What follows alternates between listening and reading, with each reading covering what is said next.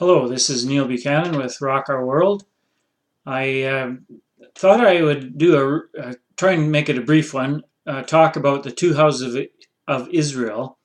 I've encouraged the viewers to get the two books, one by Angus and Batcha Wooten, Who is Israel, and the other one by Eddie Chumney, who are Restoring the Two Houses of Israel. Read those books and a real good, solid, full explanation of who the two houses of Israel are. And I realize there's always going to be lazy people out there, and I've been lazy different times in my life, so I had in this mind to just try and give a brief explanation of the two houses, how they came about, and following along in Scripture's kind of my journey, watching all this stuff until these two books came along. They explained it very, very succinctly, and I knew I needed to know who those were because all of the prophets are written to one or the other houses, and I knew it was the end days. So how does that fit? I mean, if God is giving instructions to His people, so we're ready, not caught unawares for the last days, then who are these two houses? So anyway.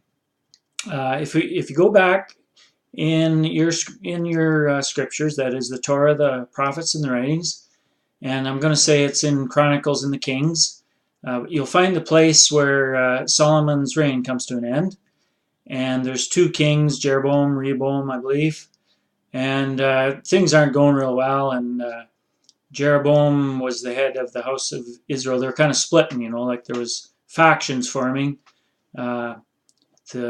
The one group of the tribes, which were eventually came to be called the lost tribes of Israel, which Yeshua referred to, Jesus, when he said, I came only for the lost sheep of the house of Israel. He was referring to the house of Israel, to this beginning point where these 10 tribes separated themselves and they got scattered to the nations. And I'm getting ahead of my story, but God kept track of them. Like, we didn't know who we are, but God always knew who we were. And He said in a future time He'd regather us and bring us back together. Anyway, getting ahead of my story.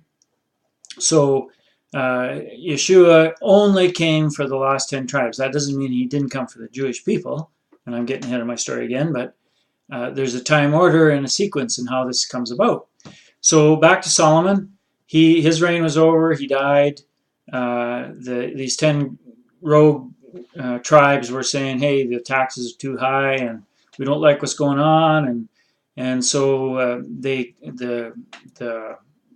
house of Judah, which was forming, which were eventually became called the Jewish people. They gave this nickname the Jews, but I don't like that name because a lot of people use it improperly. That like it's a bad or something. Like, so treating them with respect. The Jewish people are from the house of from the tribe of Judah, the tribe of Benjamin, and there'll be very likely Levites mixed amongst them, just as there likely is amongst the other 10 tribes, what became known as the lost tribes of Israel, the house of Israel.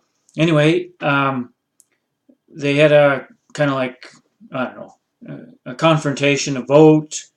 They came and said, what are we going to do? Well, if we lower the taxes, Solomon had too high taxes, and your regime or your government, we're taxed too heavily. Just lower the taxes and we'll all hang around. Anyway, the advice that was given by the advisors was raise the taxes, make it worse. And so anyway, these 10 tribes got in a snit and they left, and they did their own thing.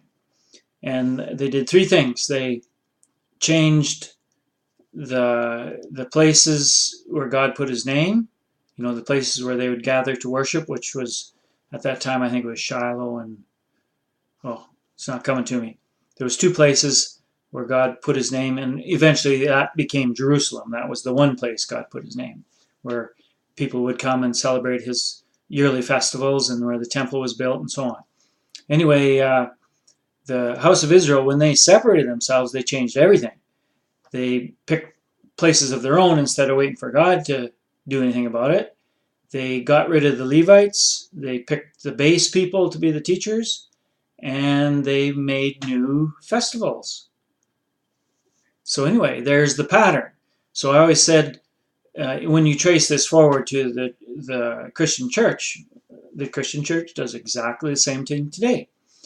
Like starting back in Constantine's time, they changed all the festival days. They changed the Sabbath to Sunday. They changed what would have been God's festivals to Christmas and Easter and Lent and you name it. I mean, there's all kinds of things they invented. I mean, St. Patrick's Day, Halloween, there's no end of things, and some are sort of semi-religious and some are not. And at any rate, God summed this all up and he said it was a great sin.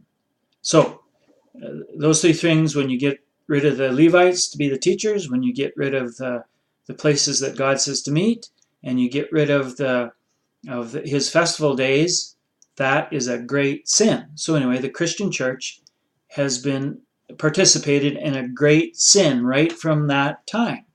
And that was the real beginnings of the Christian church, was back right after Solomon's reign in it. Anyway, the Jewish people retained their identity by keeping, so to speak, the Lord's Sabbath. Although it turns out Saturday's not the Lord's Sabbath, but they separated themselves and they respected the Torah. Unfortunately, they added so much stuff to the Torah that it got lost in all their traditions and stuff. But anyway, that in some ways that's better than what the lost 10 tribes did. They did a great sin. Anyway, this went on, and God, according to his word, according to his prophecies and his instructions, he said, if all you guys persist in disobeying me and sinning, then I will take you into captivity. And so he did that. He took the house of Israel into captivity in Assyria, and they were there for a certain amount of time, and then they got scattered to the nations. They lost complete understanding of who they were, where they'd come from. But God says, and this is all in the prophets and the writings, and it's completely everywhere in the Torah, the prophets, and the writings. God said he'd keep track of them, even though they didn't know who they were, and he'd eventually go and bring them back. He'd bring them out of the nations, he'd regather them, and the Jewish people, on the other hand, the house of Judah, got sent to Babylon, and they got to return after, I believe it was 70 years, if I get all my facts right, but they loved Babylon so much by then that they almost had to bribe them to come back. So a small group, a remnant, came back to Israel, the land of Israel, and resettled the land and rebuilt the temple. And it was a tough time. That time reported by Ezra and Nehemiah, and kind of reestablished the laws of the Lord, and straightened some things out, and started reading the Torah again, and understanding it finally. And anyway, those were all good things. But these two houses took a distinctly different path.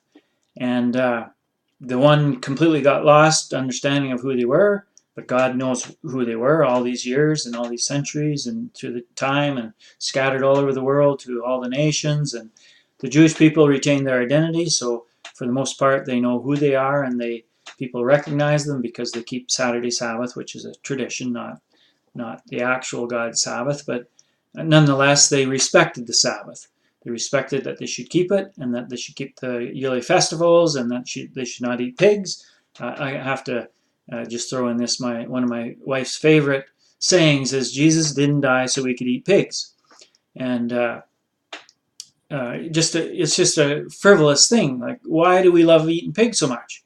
That we have all these contortions. So is the law done away with or not?